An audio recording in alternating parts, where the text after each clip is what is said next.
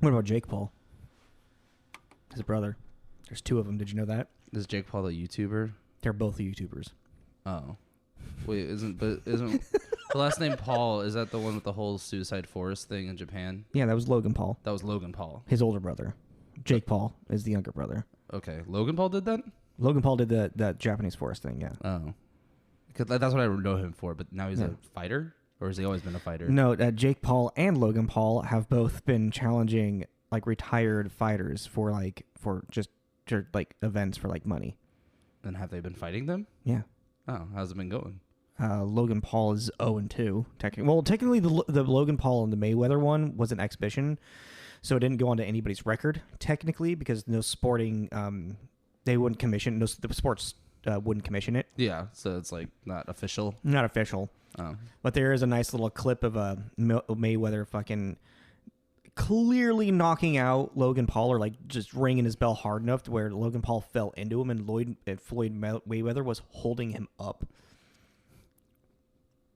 And then Jake Paul, he's fought a couple other retirees, but Jake Paul's actually like won like his fights. I think Jake Paul could actually have a future in boxing. This is this is not a cold open I want to have now that I think about it. And we're just talking. Do you want to keep this as a cold open? I don't know. Sure. This is Tommy. This is Jacob. This is Tommy and Jacob's weird mixtape now.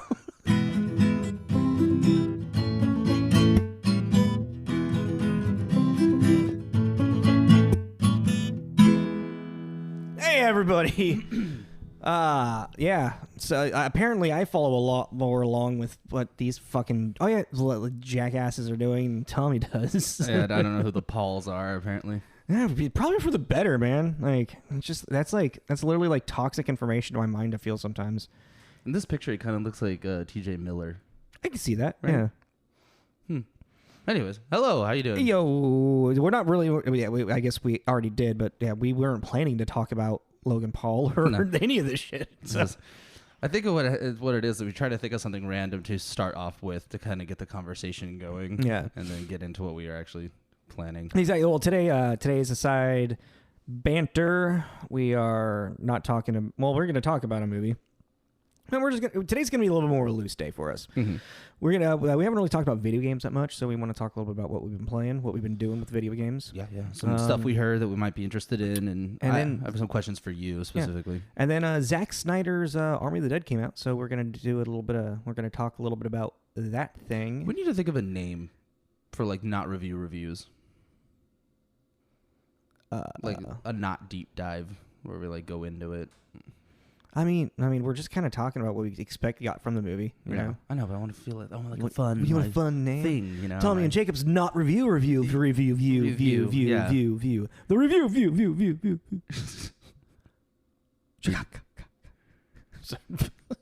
you say Chicago? Yes. Chicago. Bumblebee tuna. What was that? Bumblebee tuna. Oh my god. Bumblebee tuna.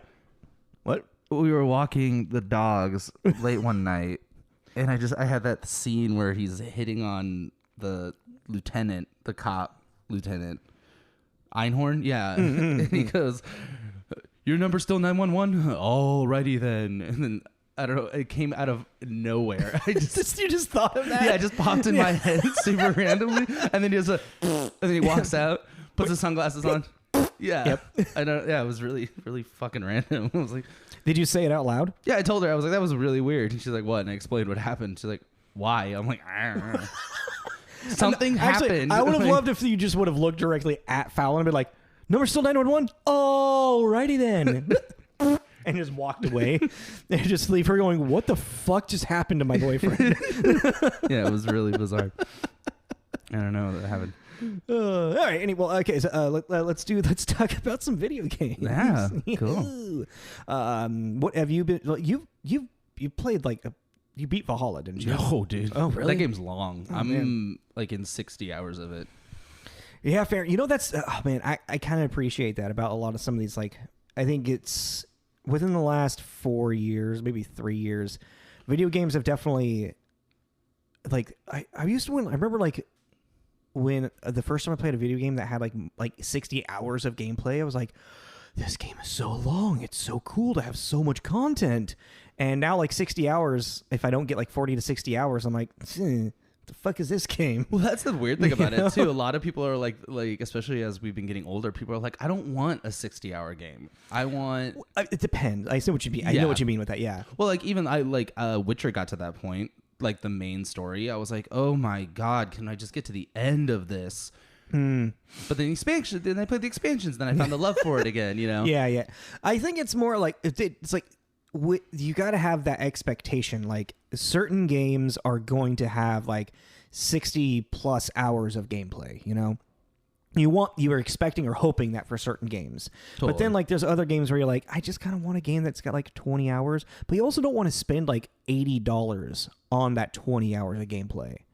Like you want to spend like, $30 on something like that. Yeah, like no more than 30 for a quick story kind of driven thing, But yeah, so like I think that's kind of the give and take. Is like when you spend like $60 to $80 on this game that only has 20 hours of gameplay, or like 20 hours of story, I guess, like depending on like what extended gameplay they have, like online, blah blah blah blah. That's kind of where it's like, oh, well, fuck this. Well, it's like something that Valhalla has done that I think is really interesting, and I'm sure someone else has done it, but I can't think of anything off the top of my head. Is they take a very interesting way on side quests. Like how so? So it's just this little,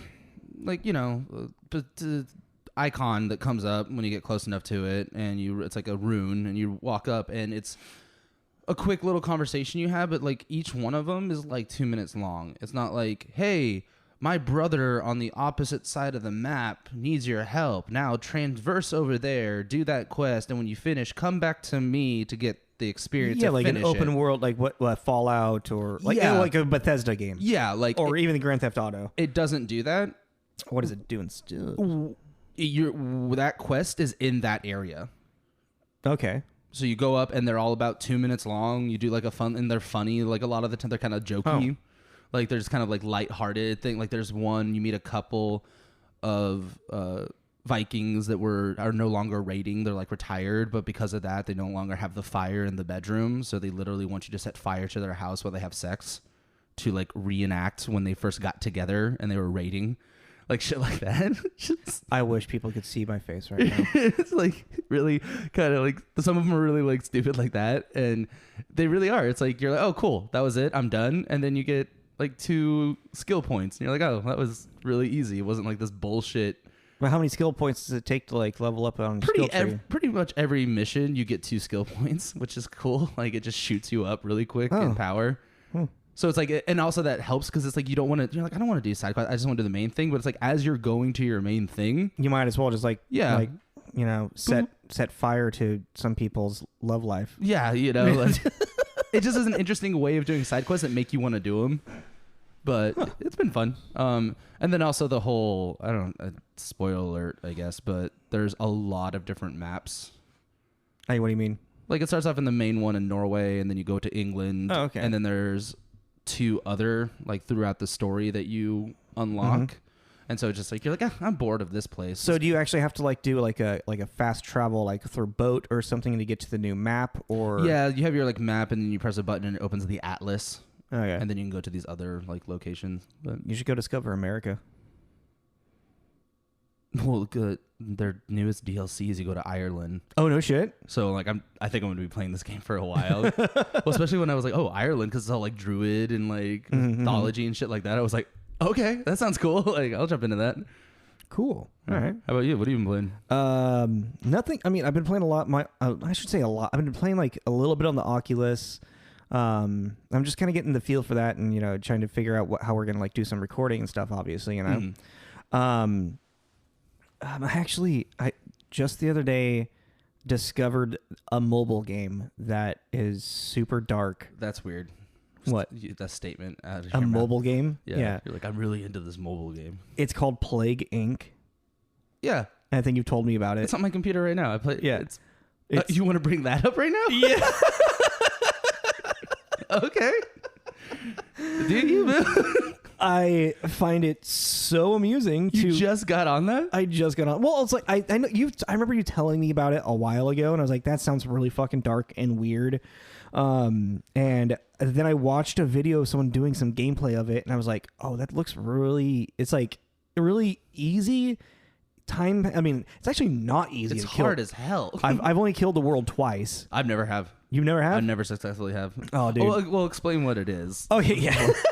We're just talking about killing the world. Okay, so the idea is like you name a plague, and then you essentially like you have like you're just the entire like interface of the game is pretty much just like a map of the world, and you pretty much make a designated spot where you want this plague to begin, this infection essentially, and then it starts to spread from there. From that, like in that country, it starts to get worse, and if you got like your infected counter going up, and then as it starts to spread to other countries, you get like these like plague points or infected points. Yeah, like skill points. Skill points essentially, which then you open up into a skill tree of either transmission, symptoms, or abilities. And the symptoms are, it's like a cough, that can build to pneumonia, that can build to pulmonary fibrosis, that can go to necrosis. Real dark. Like rash, you can do stuff like that. And then like for like transmission, you choose like birds, avian, air, water, blood, insect. Insect is the best one in my opinion. Well, like the thing about the game too is that you need to keep in mind economic standpoints of the countries and what you need to look at, what they would look out for on like a sense of if they're a first world country, they're going to have a higher depending on what country it is, will have a higher medical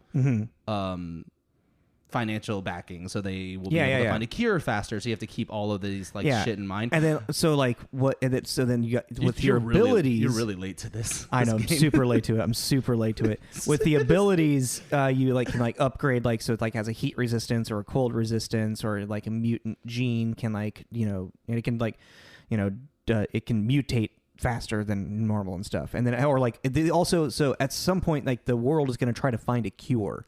So then you've got to like beat the cure clock to your death clock. Yeah, you gotta.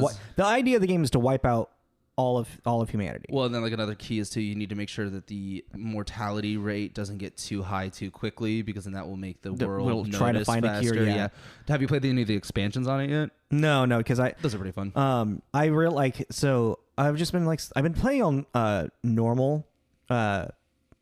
But I just put on like a gene or like a thing where like it makes it mutate faster, which made me realize that since it's mutating faster, like I have no I like to actually have control over the symptoms. Well, that's the thing is that's cool that it does that, but then you lose control of it really quick. Exactly. Yeah. And like because I realized like the best way to really like win is to build up like a quick like cure immunity to it, have it have some resistance, have it literally be just like for transmission be like insects and airborne, but have all of the symptoms be just as minimal as possible, just like a cough, just maybe a little bit of paranoia, and then a little bit of like a rash, and just keep the symptoms like that until like a quarter of the world is infected, and then just pump up the symptoms to just like fatality, and then like if you see with the transmission of air and insect, and then like with like cold resistance and heat resistance, just like one on each of those,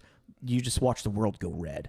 Well, it's like also with the whole like thing too is that at the top of the screen there's like a news bar, and you have to be reading that because that will give you hints on who is doing what and what you need to tweak about your virus.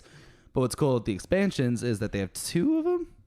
Yeah, there's one that's like a Planet of the Apes one. Yeah, there's one where you create a virus that eliminates humans but makes apes intelligent. So it's like you just do your own Planet of the Apes. Or there's a vampire one. Yeah. But the vampire one's weird because you actually have a head vampire that you need to make sure doesn't get found. Oh, interesting. So you need to move him around them around the map. Oh, that's cool. Because then you lose if that head vampire gets eradicated. but I like playing the vampire one because it's it's like your vampires can now turn into swarms of bats and fog. It gives them all these like supernatural powers. It was pretty fun. What's interesting with the whole like with the plague side of it is like starting like thinking like where you start your cure is so like pivotal. Like I did one today where I started in Canada, and I was like, you know what, that might be kind of harder. Let's see what happens. And I wiped out like 99.5% of the world. And I was so frustrated. Was it Greenland or Iceland? It was like somewhere in the middle of Africa, I think. Oh, Greenland and Iceland always fuck me up. So so one of them, I had Greenland really fucked me up. Mm-hmm. So I decided to start in Greenland. I was like, you know what? If Greenland's, I'm going to start in fucking Greenland, all right? And that's the one where I actually wiped out the world. Oh, yeah, no, I never have beaten that game. Well, I haven't played it in a long time. I mean, if I play on casual, I win almost pretty much every single time. I don't think I've ever played on casual. Yeah. Well, I mean, the tutorial's on casual, so I was just like, oh, that's easy. But yeah, no, like it's satisfying when you wipe out all of humanity.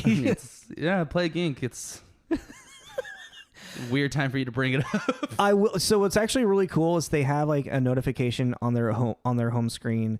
There's like a button that says COVID-19. I'm like, what the fuck is this? What? And you click on it, and they're like, COVID-19 is not a joke. For every money that is put into this, we actually donate money to like the World Health Organization. We have donated over $250,000 because of your guys's submissions for stuff and whatnot. So I was like, oh, cool. So these people that have this really dark sense of humor about, well, I mean, the game came up before COVID-19, obviously. Yeah, it's been out for years. Like there's still like a big, a lot of people wanting to play it, and they're like, you know what? This is dark for the world. Let's make sure we actually do something better for the world. And so, they actually, like, literally, it's like, it is not a joke. We are trying to help. Let's get the fuck back to normal. That's cool. Yeah. That's okay. I was kind of wondering why. How did you stumble upon it randomly? I think a YouTube video. Oh, okay. You're like, what the hell is this? I mean, so there's, when I can't sleep and I have insomnia, I go through like the Facebook, video feed. You just like, you click on that one video and then you don't know where you're going from there. Yeah, it's just a spiral. It's a fucking, it's a wormhole of whatever. Yeah. And some of them, there's this like young doctor dude called Dr. Mike, and he does like, he'll like watch like episodes of like Scrubs or ER or Grey's Anatomy, and like he'll like give his honest opinion of what it's like being in a hospital, how accurate the TV show is, stuff like this and stuff like that. He has a couple other things, but he's actually kind of like a YouTube. He's What's like a attractive 30-year-old white dude that is a doctor. Oh, okay. There's another guy. I mean, there's Dr. Drew who started this a long time ago, like celebrity doctor type thing. There's a guy, he always shows up on Scrubs, and he just is like, it's a face camera out of just like what we do as patients that piss doctors off. Definitely not. He was definitely not in Scrubs. Okay. Because he's thinking of someone else. Yeah, because he's like this. When Scrubs was airing, he was probably like 12. He was at about your age, my age, like somewhere in there. I mean, because like, you gotta think like Zach Braff's like 45 now. Oh yeah, he is. Huh? That's weird. Yeah, Scrubs ended like in 2009. Like when the James Franco one ended, or did that take? The James Franco was never in it. It was Dave Franco. It was Dave Franco. One. Sorry. Franco. Oh yeah, no, season 9. Yeah, I think season 9 flopped in. It was either 2009 or 2010. Oh okay. Yeah, because I was still living in Spokane. Huh. Interesting. But yeah, so he was just like he was like someone like recommended like, hey, play this game and give your like doctor feedback to it, and he like failed really bad on the first run on it. He's like, oh man, he's like, wait, okay, I know what I need to do. I'm a doctor, and created this like, he's just like, all right, so we wanted, and like it was kind of like watching a tutorial of how to beat the game. Oh really? Because Funny. he knows like the medical science is behind it so well that he was able to like, he got like 75% of the world dead, and he's like, oh yeah, I'm killing everybody. Oh, why do I feel so happy about this? Yeah, so basically it's a plague simulator. Yeah. Yeah. That's the way to think about it. I didn't think I was going to talk about it as much as I just did, to be honest. But because, yeah, I mean, so for the Oculus, I mean, I've just been like playing, I've been playing a lot of Beat Saber. I've been just experimenting and exploring with like, I'm trying to avoid all the horror games. Like, I don't want to play any of them until you and I can like record our honest like first reactions to them. Yeah. But that's gonna be horrible. No, it's gonna be hilarious. It's gonna be horrible.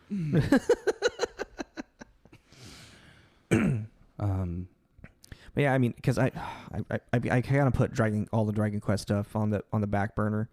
I just kind of like lost interest in a little way. You know, it happens. I'll pick it back a lot. Yeah, you know. But I mean, I really love just the turn-based, JRPGs. Like, I really wanted to fucking restart a quest on a Final Fantasy VI, like a couple weeks ago. But like I'll always do this especially with Final Fantasy VI. I will restart a campaign on it, and I'll get like maybe a quarter of the way into the game, and then it's like, I got my fix, okay, you know, and I turn it off. But then I'm like sitting there thinking, like, man, I really want to get to the end of the game though, because the end of the game is awesome. Like when you have all of your characters and like the final boss battle is like one of the most like complicated boss battles in Final Fantasy games. If you're not fully ready for it, like, and also like Kefka is just such a great bad guy in that game. Like there's been a lot of like rumor mill right now online of people like a lot of fans pushing and talking and saying to Square Enix, like, hey, make a Final Fantasy VI remake. Like there's like they're making another like remake for Dragon Quest 3 right now, and it's like, I mean, that's cool, like, but you just had like a remake of Dragon Quest 3, like a port of it made like 3 years ago. Like, everybody wants Final Fantasy VI, man. Come on. Would you rather do Final Fantasy VI or just another brand new Final Fantasy? I mean, they're already working on a brand new Final Fantasy. Final are? Fantasy 16 is like in the works right now. No. I think I saw like a little bit of a CGI trailer for it. Oh, interesting. Yeah, I mean, I really want a Final Fantasy VI remake, because it's when it like Final Fantasy VI and Final Fantasy VII, like, it was at a time where like the writers for the stories were really on top of their game on like really bringing like the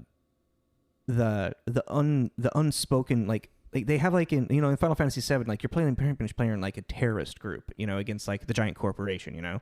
Oh, is that the one I tried to play? Yeah, Final Fantasy VII. Yeah. Final Fantasy VI is about like a giant, like this empire that's just trying to take over the world, obviously, but there's also then like this like race of espers that they're trying to like manifest their powers from, and it goes into like a huge like stir of racism. Like it has like a lot of like undertones and like theme about racism built into it, and especially how like the upper class will use like people that are different from them for like slavery, essentially. Like it's a real like, thematically the game is amazing, and I think it would pop really good right now. Is that the one? Is Final Fantasy VI the one with the train? The Phantom Train, yes. Yeah, okay. I hear about that a lot on podcasts and stuff. Like, what the fuck are they talking about? Yeah. I almost bought Pokemon Red version. Whoa. I found it. Like Spin Cycle. Like an actual like Game Boy cartridge of it? Do you have anything to play that on? That's what I was like. Wait, I don't even know if I have a Game Boy. And I can't remember if the 3DS plays those. The big ones? No. No, oh no, I'm thinking of what am I thinking of? I'm thinking of the old DS. DS. The old DS plays. I wonder. Game Boy Advanced. It plays Game Boy Advance. Like, well, the old DS is the one that I have. Yeah. That's like the first gen DS. Yeah. That came out like 2004. I think we have 2005 somewhere. Yeah, I got one. That's how because like I have Final Fantasy. Oh shit! My Superboy. You have that's right. You do have a Super. Or my Super Nintendo, because I have the cartridge where you can put in. You have this. You have the Super Game Boy. Yeah. So yeah, I could. Yeah, I was like, I wanted to get it because it was only like $30. Yeah. Wow. I was like, that'd be cool. Excuse me. Sorry. I don't know, that snuck up on me. That's what happens when you drink seltzer water. Something bubbly. So something I was going to ask you. So there's a couple titles coming up for Switch that I'm pretty excited for this month. Destroy All Humans is coming out for Switch. Really? Which I think that's a pretty great Switch game. Yeah, that'd be a good Switch game. That's a good one just to like fuck around and be an alien. So I'm really excited for that. But then they're actually putting Pro Skater 1 and 2 on Switch. That doesn't surprise me. Do you think that would work? Oh yeah, easily. Really? Yeah. Oh, okay. Okay, so I thought you'd be really like, what? No. Tony Hawk's Pro Skater 1 and 2 were also on the 64. Well, yeah, but didn't they like remake it from the ground up for the 1 and 2 remake or whatever? Yeah. Okay, I just didn't know if it would transfer over well. Yeah. I mean, okay, so think about this. The PlayStation controller, that's how you're used to playing a video game. That's pretty much what a Switch controller is now. Yeah, I guess so. Think about now going back to when Tony Hawk's Pro Skater 1 was originally coming out, and you're used to playing it on your PlayStation controller. Now you're playing it on a fucking 64 controller. Mm-hmm. That's a different fucking world. Okay. Try to remember. Oh yeah, the 64. What does it look like? The alien dongle thing, like 3 prongs coming out, like a weird alien boomerang. Yeah, it's like what the fuck were they thinking with that controller? Like that they thought humans were gonna like evolve with a third arm and hand. Like, yeah, it's like I need Microsoft to bring back the Duke, and I would totally buy that. The Duke? Yeah, it's the original Xbox controller, the big one. Oh, really? The fucking brick. Yeah, it was called the Duke. Jesus. I would buy the shit out of it. I loved that thing. Really? Yeah, the thing was I had big hands, you know, so I was like fucking He's got big hands. You know what that means? I really big gloves. I really dug that controller a lot. Except for the button. There's a weird button on there. And then just for my own personal out of mind annoyance, it's been announced that Grand Theft Auto is going to be on the PlayStation 5. Grand Theft Auto 5? Or Grand Theft Auto. It's now just called, it's just Grand Theft Auto Online now. It's just Grand Theft Auto Online, yeah, but it's going to be on the PlayStation 5. And how many consoles is that? 3. That is 3. Was it online on the PlayStation 3? Well, Grand Theft Auto, I don't know if it was online yet. I don't know if it was PlayStation. I don't know. But 5 was on the PlayStation 3? Yeah. Was it seriously? Yeah. So wait, they haven't made a new Grand Theft Auto? No, because then they had Red Dead Redemption, which took a lot of time. Okay. Because that was a big game. And I guess they were also building the online world for both of them. Yeah. And they still are constantly updating that shit. But I just was like, holy fuck, this game has just got the longest life ever. Well, I mean, fuck, we played a good amount of it during quarantine. Yeah. A lot of those online games probably just had like a huge resurgence of like popularity during quarantine. You know what I mean? Yeah, but I also just think it's one of those, you get your loyalty to your online game. You get your, like, you know, Matt and Tessia, Overwatch, Fortnite. I mean, yeah, there's still people that are like dedicated to World of Warcraft. Like, is it weird that was who was I talking to about it? I was talking about WoW a while ago, and I was like, I forgot that was like a thing, and I know it's still a very lively thing out there, but it's not. I don't know. It's just like I think they have a new expansion coming out too. Crazy. And I know Elder Scrolls is having one coming out. Gates of Oblivion, which I'm kind of like, fuck, I want to play that. Because of Oblivion. The trailer looks really cool, actually. Yeah, the trailer looked really cool. I was like, God damn it. I want to go to Oblivion. Oblivion was like the coolest thing in that game. Hell, basically. Oh, is that what that game was about? Basically, yeah. The Daedric Prince of Destruction named Dagon is trying to take over the human, the earthly realm. And yeah, he basically, like, I don't know, kind of looked like Doom, but like a fantasy instead of like a sci-fi. Totally. Yeah, it's kind of what it looked like. Just lava and shit everywhere. Well, do you have any more thoughts with video games? Anything more? Bueller. No, I mean, there's stuff I'm like, it's just like a bummer because we're in that time. There's a bunch of stuff I'm excited for, but I can't play anything. Yeah, I mean, there's also like, I think we're finally now at like a point where things are getting announced, or you know, like we're actually just even finished. Yeah, and like Deathloop. And now that we're like opening back up into normal society, we don't have all the time in the world to play these things anymore. Yeah, like I really want to play Deathloop, but whatever. Well, we'll get there one day. We'll get there, and also we got the Oculus to be playing around with. I almost bought one at Costco yesterday. Oh, really? I had to talk myself off a ledge. I mean, you should have just got onto the ledge of the plank and jumped off. I made Taylor do that, by the way. Oh, how do you do? Oh, he couldn't step onto the plank. I love it so much. You don't know it until you do it. No, exactly. It's such a fucking trip. I will actually tell everybody right now, like, if you ever have the chance to experience the Oculus, the first thing I feel like you should do is do Richie's plank experience. Just because it really, I think it gives you, the true full immersion of the experience of an Oculus. You know what I mean? Yeah, I would say definitely for the visual of it, but then I would say Job Simulator if you want to play around with hand stuff. Oh yeah, not in a hand stuff, not in a creepy way. But but no, because even I see what you're like picking stuff up and whatnot. Yeah, to interact with a world and pick up cups and stuff like that. That's really fun, and I think Job Simulators are really fun. Just like way of being like, look, like this is cool. You can take this pizza and throw it at your boss. It's interesting. Yeah, right. Like, you ready to switch up gears? Yeah. Did you want to do that? Why not? Okay, cool. We're going to take a quick little break, and then we're going to jump into Army of the Dead. Yeah. Talk about that for a minute. Cool. See you in a minute.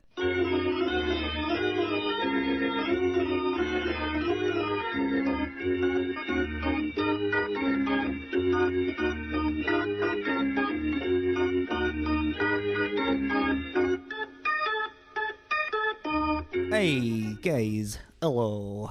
Welcome back to From Intermission. This is Jacob.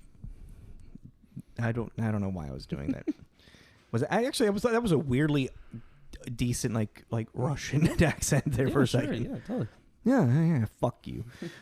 Hey, what sounds weird? Is that just me? I feel like there's like a What the Fuck podcast with Mark Maron where he has this one where he's interviewing Brad Pitt and Leonardo DiCaprio. Mm-hmm. And he kind of has this weird like breakdown of like his equipment falling apart. And every time I'm like, why does that sound weird? What's happening? I just feel like I'm like neurotically turning into Mark Maron. Oh, don't do that. don't turn into Mark. Hi everybody. Welcome back. We took a little break. Got some water. Mm-hmm.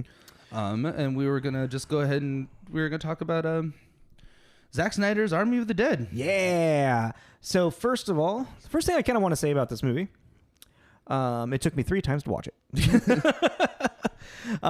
Which honestly, I think that's just because the beginning is just kind of, it's kind of slow. It takes a minute to really pick up into what the movie is.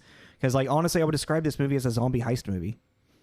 Yeah, it's Dawn of the Dead meets... When I first saw the trailer, I had an idea of like Dawn of the Dead meets like Ocean's 11, but it's not really like that. I mean, it kind of is. No, but it's not as like methodical and thought out as an Ocean's movie is. No, not like an Ocean's movie, but it's definitely a heist movie in that fashion where it's like, hey, you got to build up the team, and then you got to go to the place, and then you got to do the thing, and then you got the problems happening. But as opposed to all those problems being like, you know, like security or like the, you know, Al Pacino or Andy Garcia, you know, like the head honcho guys of the fucking casino that they're just trying to, you know, shove it up the butt to. They have zombies to deal with, you know? Yeah. I mean, this definitely is like Snyder's spiritual successor. Yeah. Because, he directed Dawn of the Dead. Well, that made sense to me. I didn't know that. I actually didn't know that for a long time until you pointed it out. Mm-hmm. But then I was like, why are they calling this Army of the Dead? Like, I feel like you could have thought of a more clever name. Oh, well, I mean, it's definitely not like in the same universe as Dawn of the Dead. No, not at all. But then I was like, oh, okay, Army of the Dead, Dawn of the Dead. I watched a little bit of it's like the half hour, like the making of Army of the Dead thing that they have on Netflix as well. Oh, okay. And I just thought it was like really cool.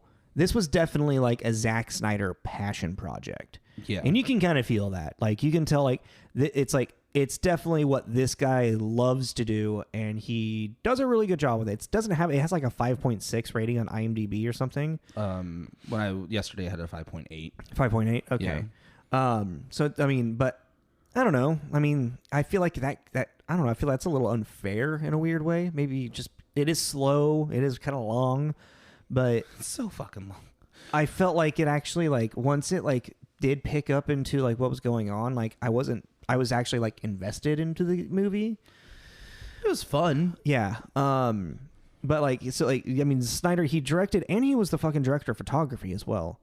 So like he was producer, writer, director of photography, director. Like this is like Zack Snyder. It is Zack Snyder's Army of the Dead. You know what I mean? Yeah, it's like he definitely at this point too. He definitely has a pretty unique fingerprint. And he's been working on this idea for the movie since he directed Dawn of the Dead.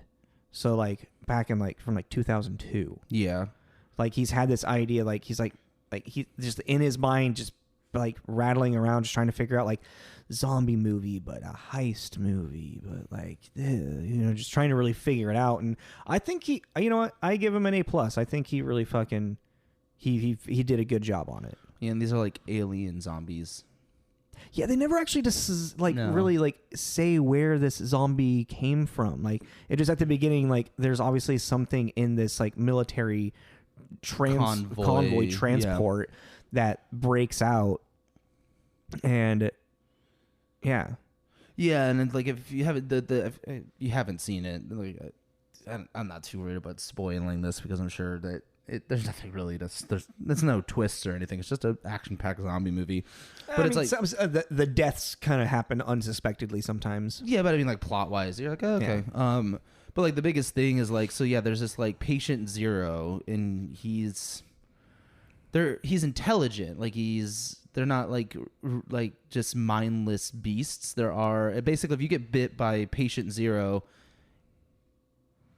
that's what I was confused about, because so it's basically there's like these hierarchy of zombies. They're these smarter, more bestial, like they're kind of like what the I Am Legend creatures became. Yeah, in a way, yeah. Tribal kind of brute strength, fast kind of thing.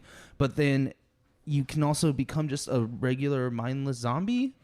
But it implied that if you get bit by the alpha thing, then you become another like him. So, yeah, that's pretty much what they kind of break it down to.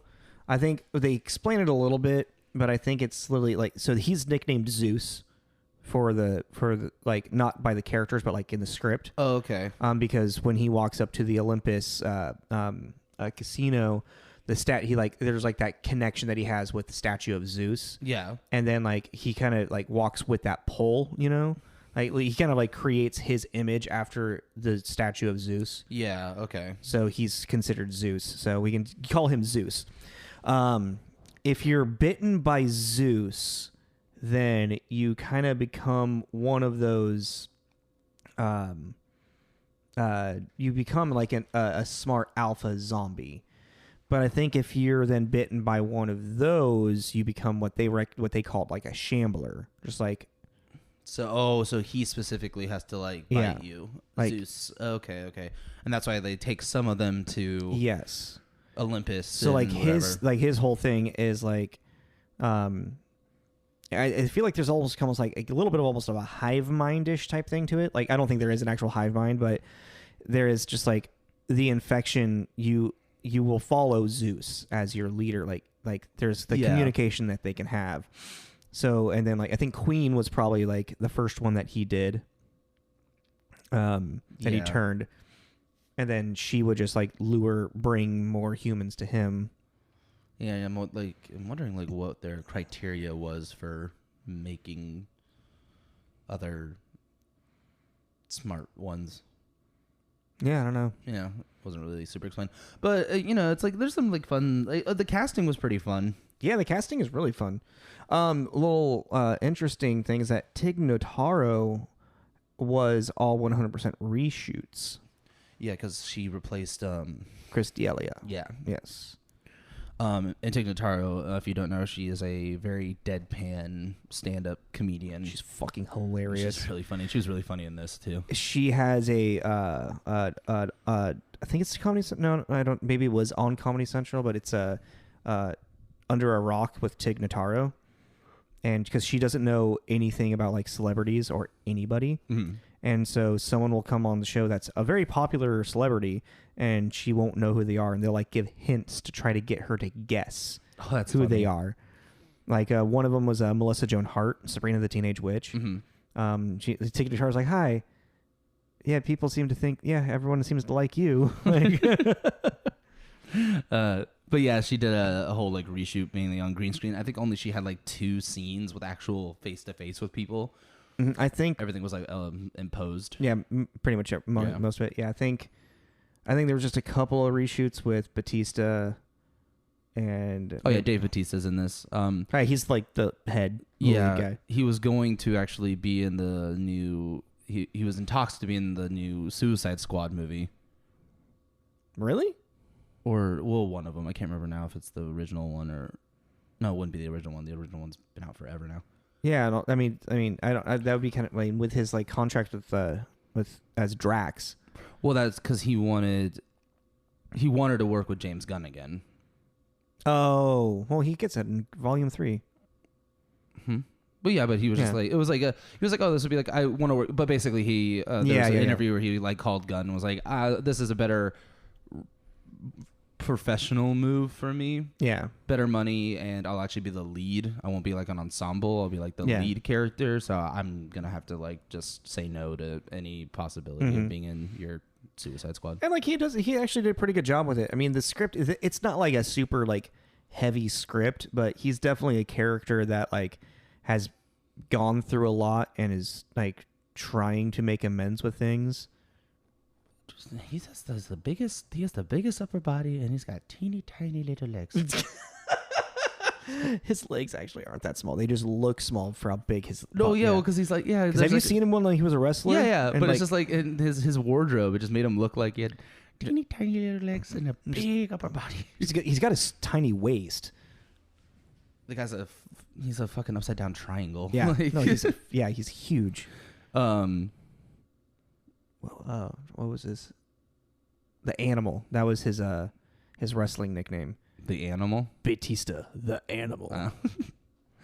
But yeah, I mean, there's not really much to say. I mean, it's too fucking long. Like, that's my biggest thing. It could definitely be there. It could probably definitely lose about a half hour. Somewhere. For real. No, yeah, for real. That's what it is. Like half hour, it needed to go bye-bye. But I mean, I think fucking slow motion, man. Zack Snyder loves his slow motion. That's true. Yeah. Oh yeah, all of the slow motion, gunfighting, killing zombies. It's interesting because like in the moment I'm like, oh, this is kind of cool, but then like as like you keep going on the movie, you're like, man, why is this movie fucking taking forever? Yeah. Tessia brought up something. She had watched it before we did, and she was like, they didn't lean into the Vegas thing enough. And I kind of was talking to her about it. And what I think, and this is just me like taking that and kind of rolling with it, I kind of feel like maybe people wanted it to be more like Zombieland. Yeah. In humor, because it's like Zombieland in Vegas would have been really funny. So, okay. Explain to me what she meant by didn't really lean into the Vegas thing. Because I feel like the opening credits really did that. That's what I think. That's what I'm thinking is that it like, and that's like, she was like, I don't know. I just like, you know, like she says something like the most you see is like a Elvis impersonator zombie and stuff like that. And I was like, well, I really felt like the topless showgirl zombies. No, but even that whole intro was very Zombieland. Remember how Zombieland started? Yeah. And I was like, oh, actually, if they had taken Zombieland 2 and put it in Vegas, I think that would have been a better franchise. Yeah, it's supposed to try to have that weird utopia thing in Zombieland 2. Yeah, like it would have been funnier if like basically if you taken this concept and spliced it with Zombieland and had Woody Harrelson is like, he comes up with this Yosemite Sam like cockamamie, like let's go to Vegas, you know, and then he like, you know, like his fixation on the Twinkie, but now it's like he needs to go to Vegas because he just wants to play slots. So and make is it the funnier. whole thing that you're saying like didn't really lean into the Vegas idea? Is just like how like out of like how cartoonistic Vegas is like larger than life Vegas is for itself, like in general in an idea. Yeah, I mean, because you know I've never been to Vegas, so like. Well, yeah, I mean it's larger than like, you know, it's a living, breathing spectacle. You know, I feel like it's pretty much just like a 4.5 mile strip of adult Disneyland. Yeah, that's exactly what it is. Yeah, and I don't know. I just think I think that. But it's just also not Zack Snyder's thing, really. He's not a funny. Not really. I mean, guy. he can add a little bit of humor, but he's not a funny. He's kind of actually watching the behind the scenes. He himself is actually a really funny guy. Yeah, but the products he makes isn't really leaning towards that. But it's like I was just thinking, oh man, I think with the Vegas theme, it needed to be funny. Well, I mean, it's interesting. I think it's interesting for Tessia to say that because after watching that 30-minute like short like documentary or like behind the scenes thing was. They have an entire time talking about like how they wanted to recreate Vegas, but in like this desolate thing of like how Vegas fell apart. Yeah. So it was more like they wanted there to be the the iconic like hotels and casinos that are like on this strip, you know. And that's where they're like, and they like the zombie, the Elvis impersonator zombie. Like it was more of like they really wanted to like capture all of that. The showgirl thing would be fucking terrifying, dude. I know, that was naked zombie ladies chasing you down the hallway, like confused boner. Like I feel like it really captured that because like then after that, they're like Vegas is no longer the Vegas that we knew it as, you know. After like all of the like the airstrikes and like all of that shit happening and like them trying to like save people, like Vegas is now literally just like it's a fucking rubble wasteland. I did like that idea too. They just went like, fuck it, we're gonna close it off and call it a day. Yeah. I would really even appreciate Snyder using this as like a jump off point to do maybe one or two more. Oh no, I don't want any more. I would want one more at least. Oh God, I don't like that it ended the way that it did. Actually, oh yeah, but don't say it. I was like, cool, like, because also like I don't know, I would have been okay if this was in a weird way some kind of sequel to Dawn of the Dead. But I know that Zack Snyder wanted to like. Mr. Snyder wanted to do like a new kind of origin zombie. You know what's funny thing. is that Dawn of the Dead was written by James Gunn, like the remake. That's a good movie. What's up with him and zombie fetus shit? James Gunn? I don't know. Yeah. Whoever's fucking idea that is, they keep putting that shit in yeah, there. It was one of them. Yeah, I'm like, why do you like this? I mean, it's horrifying, but like, I mean, yeah, there's just there's definitely the shock value to it. But then there's like that idea of like zombies reproducing is like kind of a weird thing to think about. But that's the thing. I don't think they're reproducing. I think that she was and then turned. We don't know that. No, we don't. But that's what I was kind of. That's why she's so. I mean, that's why she's so important. You know, like she's basically she's like a goddess at that point. Because she just has child with her. Yeah, because they listen to the thing. He listens to the fetus inside of her. It's like their oracle. Do you not get that? I did not get that at all. Yeah, because like so when they it's gonna be like their Jesus or something. Yeah, like yeah. Okay, sorry. We have to. Whoa. We have to talk about this now. So kind of spoilers. Just a heads up. So basically, yeah, like we were saying. Zeus, his army will grab people, bring them to Zeus, and then that's the distinguish if we're going to turn you into what's the name for them? That's alpha. Yeah, okay. Turn you into an alpha rather than like a shambler or a walker. So they have this shitbag character to like kind of. I think he's like kind of a key to show this process. Yeah. But so he gets taken to them and he's like snarling and kind of sniffing the guy. And then he bends over to his queen, Zeus's queen, and leans into her stomach. Oh, I didn't pick up on that. And is listening. And then ends up turning him, biting him and throwing him in the empty pool. And he's going to turn him, blah, blah, blah.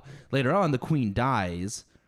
Gets her head chopped off, so he takes the body back to Olympus, puts her on the ground, puts his head back up to her stomach, doesn't hear anything, so then goes into her stomach and pulls out the fetus, and it's like blue, and it's not doing anything. It's not. They've been fucking talking to the thing. The thing has been communicating to them somehow. Maybe I don't think it maybe necessarily be communicating, but like maybe it was like. It was reacting. It was. I mean, they were reacting to there being life inside of her. Yeah, but that's what I mean. I mean, I don't mean like the baby's like or kill not. Him. You know, I don't mean that. Like the weird like the face thing in Dune. Oh no, I'm thinking Total Recall. Total Recall. Yeah. We go to Dune. Yeah. I was like, what? That's not Dune.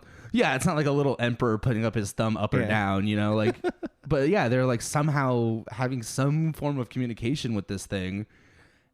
And that's why, like, he's alpha. He's the alpha. And then she's like, she's like this kind of weird fertility prophet goddess thing. That's weird. And I was like, maybe that's why she was so important because, you know, she's I don't know. It was just. I took it as, like, she was, like, definitely Zeus. Like, she's called Queen, like, in the script. Yeah. You know, like, they reference to her, like, when they're talking about special effects, her as Queen and him as Zeus.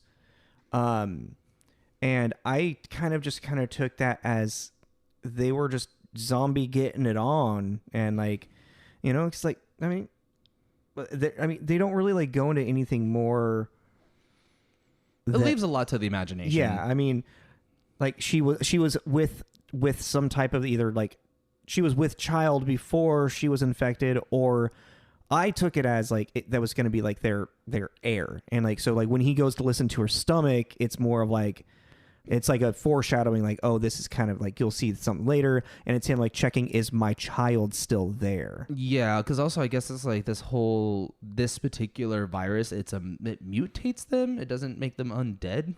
Yeah, like they're more of like that's why I was like it's an alien. Yeah, thing. that's true. Yeah, because like even like mutated. when like they're walking through like the casino and like all of the shamblers are like frozen, they're hibernating.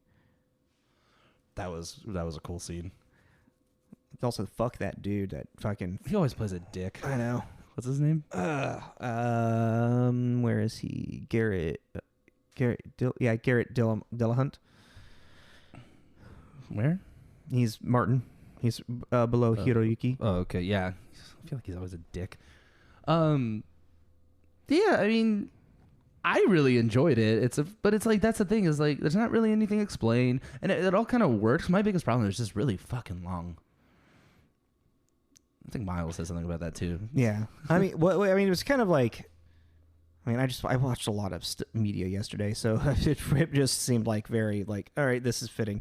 I mean, you took 3 times to watch it, and I was pretty buzzed when I watched it. Yeah, and I was like, this movie was great. I will. Well, it took me like the third time, like finally be able to watch it. I mean, one, because I was finally kind of like coherent and awake and sober enough. But because like I would get to the point of like the credits would finish, and I would be like, I don't understand what's happening, and just kind of fall asleep. Because like it's kind of like you got to really kind of pay attention to those opening credits to like because it's giving you backstory through those entire opening credits. Yeah, to give you a sense of what the world is now. Yeah, and that it's really only happening in Vegas. Like this isn't a worldwide pandemic, worldwide problem. Yeah, it's been isolated. Yeah, and then also it's one of those movies that could have ended like 3 times. Oh yeah, you're like, oh, it's over. No, it's not. Nope, not yet. I mean, it's there we go. The whole movie is leading to the final confrontation of the alpha zombies and the heist workers. True. Yeah, and I guess that's the whole thing that we kind of skimmed over is that there's $200 million in the vault under the strip. The actual storyline. They have to go in, and it's like I guess the owner of the casino wants his money because he was already reimbursed by insurance for it, but it's another $200 million just sitting around. So it's now unmarked, untraceable. Yeah. So he's like, I want my $200 million. So Batista, who was a vet, who was part of like an extraction team for this crisis happening. Mm-hmm. Get your team together and get in there and get my money. I mean, I think the best thing too about the movie was definitely Tig. She was great, and then also the safe $2 million. Yeah, I'm in. Yeah, she was like, I don't care. You want to know what the job is? I fucking hate my life. I think she says something like that. Yes, no, I fucking hate my life already. $2 million is going to make it drastically better. Yeah. Yeah, of course I'm fucking in. Because you're going to give her like $2 million. Yeah. They're going to give her like $2 million. Yeah, $2 million. And like, cool, I'm in. Yeah, fuck it. Don't you want to hear? Nope, I'm good. Apparently, you're here for me, so apparently it's got to be something with a fucking helicopter, I'm guessing. Yeah, I'm in. Always chewing like a cigar. Yeah. She was great. And then the safe hacker. Oh, yeah. Oh, where is he? Matthias. That's a German name. He plays a German in it, so. Matthias. No, I'm not gonna try. But he's really funny because he's like the unskilled. You know, he's that's all he is. He's a safe hacker. He's not military. He's not, a soft boy. Yeah, like. Excuse me, how do you kill a zombie? And everyone's like, are you fucking serious right now, dude? Yeah. But he was funny, yeah, and he has some good freakouts. And the guy that played the asshole that they sacrificed, Theo Rossi. Oh, mustache from Orange Is the New Black. Shades from No, that's Shades from No, I know, Luke but Cage. Yeah. But no, his demeanor made me think of Mustache from Orange Oh, is the New that Black. dude from Orange is the New Black. Yeah. Creepy. Yeah, no, totally. But like I was looking, I was like, why does he look so familiar? And then I realized that he was Shades in Luke Cage.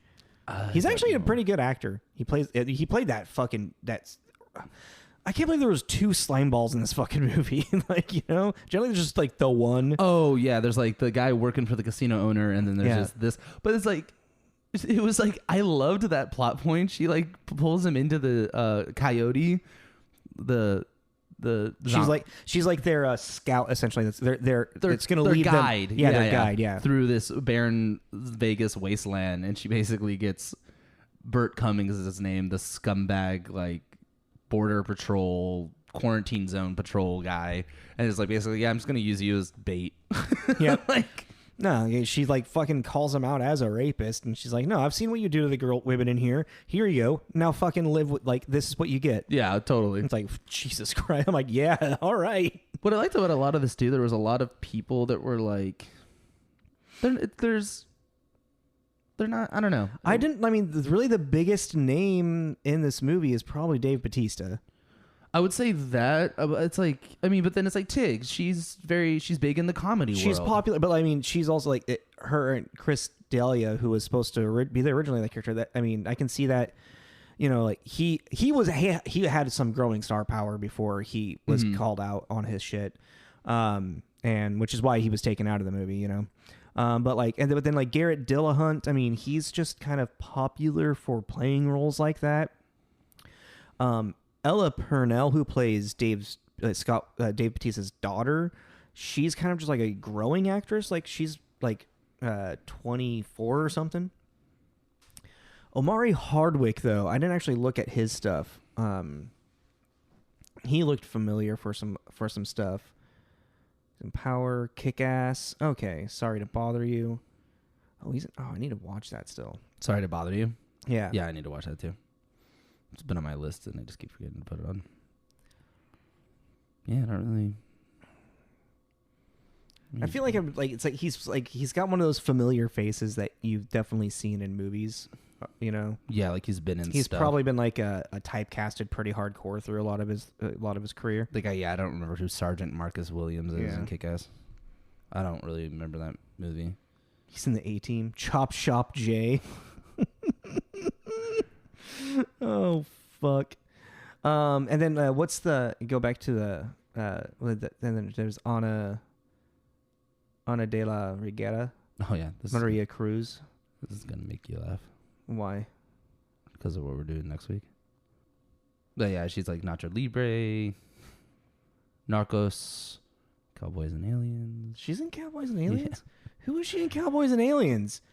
Sam Rockwell's wife that gets abducted. Oh, okay. That's why I didn't fully recognize her. Yeah, right there. I just thought that was funny. Oh, wow. I was like, oh, that's weird. Damn. That is crazy. Like, that's another fucking weird tie because there's more of that. Anywho. Yeah. I don't know. I enjoyed the movie. Yeah. I mean, that's... I mean... It was no Dawn of the Dead, but it was still pretty... I mean, because I don't feel like it wasn't because it's not leaning into being like a horror movie. It's not a horror movie by any means. It's more of like a heist action zombie movie. Yeah. Yeah. You know, like. Yeah, like Zombieland isn't really a horror movie. It's a comedy. It's a comedy. Action comedy. It's a zombie comedy. Yeah. It's like it's like that. Like. There's definitely like moments where you like there's kind of like I could see someone like jumping like, oh shit, that happened type thing because it's gory. Yeah, it's gory. And then just the unpredictable nature of what zombies are in general, you know, when they just like come out of nowhere, you know, you're like, oh god, there it is. Huh. Oh yeah, that's fair. But I mean, if you have Netflix, fucking put it on. Yeah, no, it's free. It's good. It's a fun 2.5 hours. I mean, I know you said the beginning was slow, but I really loved the beginning of it. I thought it was cool. The convoy and...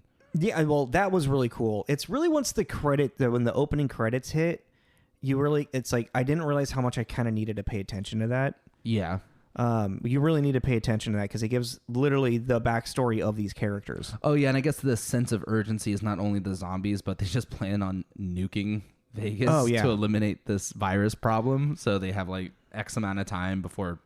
Yeah, and then when it picks up from there, I think it just takes too long to get to it being the heist movie that it is.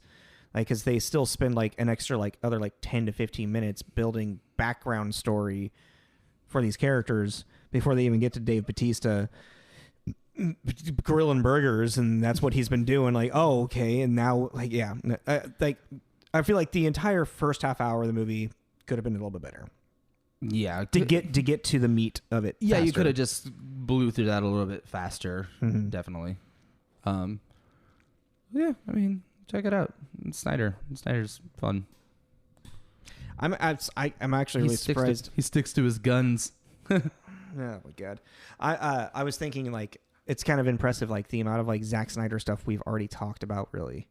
Like, you know, like on this podcast. What do you mean? Well, because of like I mean how much he's done of like stuff like so we talked about Zack Snyder's Justice League. Yeah. You know, we've talked about this now. We've talked a good amount about like Batman and versus Superman and Man of Steel in general. Like we were not on here. We were talking about doing 300. Yeah, like which I didn't realize. I didn't know. I didn't know that he did 300. I didn't know a lot of his stuff. I mean, I'm surprised we haven't really talked much about Watchmen. Yeah, actually, that would be fun to do. But yeah, like let's go down like. He's directed probably a lot. We've probably seen a lot of stuff that we don't. Wow, he's done a lot of music videos. Yeah, yeah. Oh, that makes sense. Desolation Row. So 300 was Dawn of the Dead was his first movie. Okay, and then Watchmen. Wow. Sucker Punch. It's one of those things. It's like he really does. He has a very Army of the Dead Lost Vegas TV series. I was actually thinking that. I was like, this one would have been a. Oh no, that was for something else. Actually, no. This would have been like a great fucking. Animation. It's gonna wait. Oh, interesting. Oh, so this is still coming out. Scott and highlight his rescue crew efforts to protect all they loved during the first. So it's gonna be everything like that. The opening credits were. So this is gonna be like what that Train to Busan sequel was. It's technically more of a prequel. Yeah, like thing. A prequel, an animated prequel. Interesting. I'd watch that. That sounds cool. I wonder how many episodes will be. I wonder if are they gonna get everyone to. I mean, you got Tig. No one on Joe Manganiello. I can never pronounce his name. Manganiello. Where are you? Oh, here. The sexy dude from. Slade. Yeah, Slade. I was gonna say sexy dude from Magic Mike. Sexy dude from Magic Mike. Who's he married to? Sophia Vierga. Yeah. Oh, okay. Interesting. Sorry, that was just us kind of talking to each other. This is what happens. Like we're just like, as we like. So yeah, there's an Army of Dead Las Vegas kind of prequel animation thing coming out that possibly, I don't know. It's one of those things you can't really talk about things coming out because it's always like it's coming out at some point, maybe kind of sort of. Yeah. There's also like this is just literally on IMDb. There's like no trailer, no nothing. We are discovering this right now. But yeah. I think we're probably at a good time to maybe wrap. Cool. Well, thank you for listening, everybody.